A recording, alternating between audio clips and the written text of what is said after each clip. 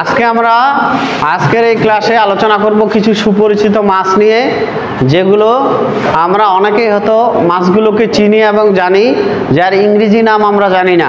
সেই মাছগুলো নিয়ে আজকে আলোচনা করব।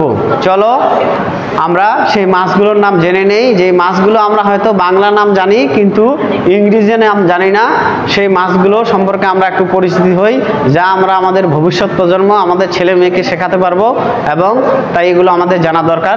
চলো আমরা শুরু করি। দেখো, name of some common fish, কিছু সাধারণ মাছের নাম।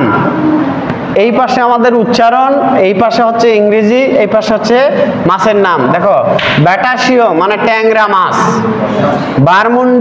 বারামুন্ডি মানে হচ্ছে ভেটকি অর্থাৎ বারবেল ফিশ মানে শিং মাছ, চাপিলা অর্থাৎ একটা সামুদ্রিক মাছ, আমাদের এদিক নাই, ওইদিকে নদীতে পাওয়া যায় চাপিলা মাছ।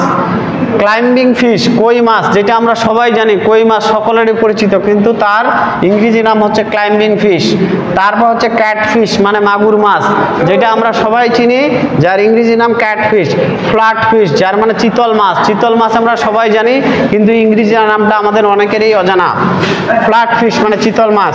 তারপর পমফ্রেট মানে রূপচাঁদা, এই যে আমরা রূপচাঁদা মাছ খাই সেটা হচ্ছে পমফ্রেট মানে রূপচাঁদা।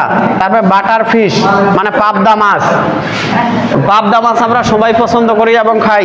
তারপরে কার্প মানে কাতলা মাছ। তারপরে চলে আসলো হিলসা মানে ইলিশ মাছ। তারপর লবস্টার মানে গলদা চিংড়ি, অর্থাৎ যে বড় বড় চিংড়ি মাছগুলো খাই সেগুলো হচ্ছে লবস্টার।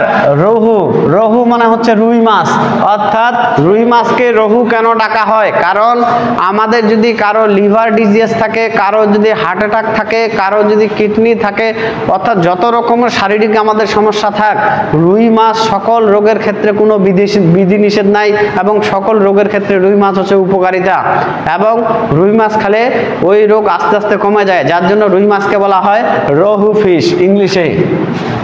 তারপরে আর্টামিম মানে আইর মাছ।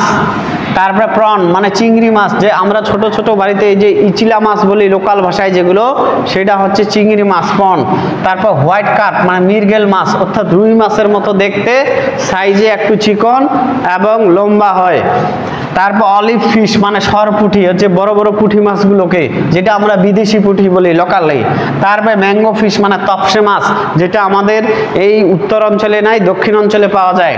তারপরে টিলাপিয়া, যেটা আমরা তেলাপিয়া নামে পরিচিত, সেই মাছের ইংরেজি নাম হচ্ছে তেলাপিয়া। তো আজকে আমরা এই কয়েকটা কমন বা সাধারণ মাছের ইংরেজি নাম জানলাম, যা আমাদের জীবনে উপকারিতা হবে এবং উপকারে আসবে। তাই সবাইকে ধন্যবাদ ও শুভেচ্ছা।